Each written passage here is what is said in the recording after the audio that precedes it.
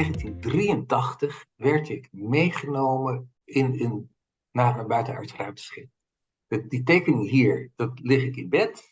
Het verhaal gaat over het karma van Atlantis. Het is 12.000 jaar geleden ongeveer dat Atlantis ten onder is gegaan. Dat is heel erg dramatisch geweest. Een aantal jaren geleden kreeg ik een bijna doodervaring in het ziekenhuis.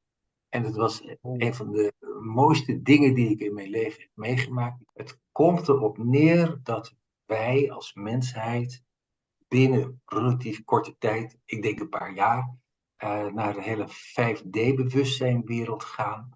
En dat je daar niet bang voor hoeft te zijn.